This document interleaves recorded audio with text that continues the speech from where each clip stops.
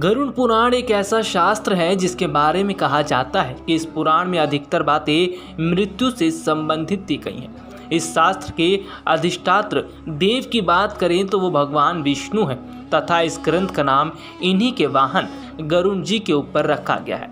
शास्त्रों में इन्हें विनायक, गुरुत्वत, ताक्षर, वैनत्य आदि जैसे नामों से भी जाना जाता है। कहा जाता है गरुड़ देवता को न केवल सनातन धर्म जिसे आजकल हिंदू धर्म के नाम से भी जाना जाता है, अगर देखा जाए तो बौद्ध धर्म में भी वे खास पक्षी माना जाता है। बौद्ध धर्म की मान्यताओं के अनुसार गरुड़ को सुपूर्ण यानी अच्छे पंख वाला पक्षी माना जाता है। तो वहीं जातक कथाओं में भी गरुड़ के बारे में कई कहानियां वर्णित हैं। धार्मिक मान्यताओं के अनुसार जब किसी व्यक्ति की मृत्यु होती है तो घर में गरुड़ का पाठ किया जाता है। चलिए आज आपको थोड़ा विस्तार पूर्वक बताते हैं कि गरुड़ पुराण क्या है। साथ ही साथ जानेंगे आखिरकार क्यों मृत्यु के बाद घर में गरुड़ पुराण का पाठ करवाया जाता है और ये पाठ करवाने से क्या लाभ मिलता है। धार्मिक कथाओं के अनुसार एक बार गरुड़ देव ने भगवान विष्णु से प्राणियों की मृत्यु, यमलोक यात्रा, नरक योनियों तथा सद्गति के बारे में अनेक गुण और रहस्य युक्त प्रश्न पूछे। इन प्रश्नों का भगवान विष्णु ने सविस्तार उत्तर दिया। कहा जाता है कि इन प्रश्न और उत्तर की माला से ही गरुड़ पुराण निर्मित हुआ था। कहा जाता है इस पुराण में व्यक्ति के कर्मों के आधार पर दंड स्वरूप मिलने वाले विभिन्न नरकों के बारे में बताया गया है। इतना ही नहीं, गरुड़ पुराण के अनुसार कौन सी चीजें व्यक्ति को सद्गति की ओर ले जाती है, भगवान विष्णु इसमें इस बार में भी बताया गया है, जिनके बारे में जानना मनुष्य के लिए बेहद जरूरी है।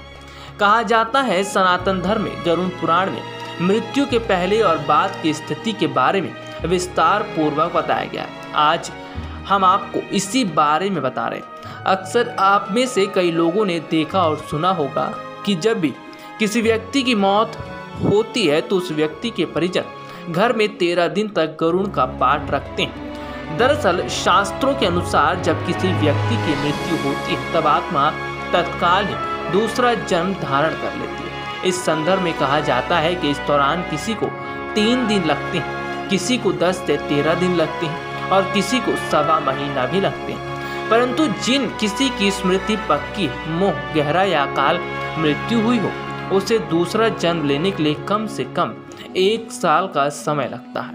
बताया जाता है तीसरे वर्ष गया में उसका अंतिम तर्पण किया जाता है। गरुड़ पुराण के अनुसार मृतक व्यक्ति की आत्मा पूरे 13 दिनों अपने परिजन के बीच ही घूमती रहती है। यही कारण है गरुड़ पुराण का पाठ रखा जाता है।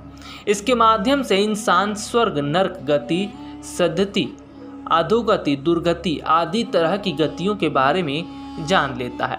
इसके अलावा गरुड़ पुराण में भी मृतक व्यक्ति की आगे की यात्रा में उसे किन किन बातों का सामना करना पड़ेगा, कौन से लोक में उसका गमन हो सकता है, इस बारे में भी विस्तार पूर्वक बताया गया।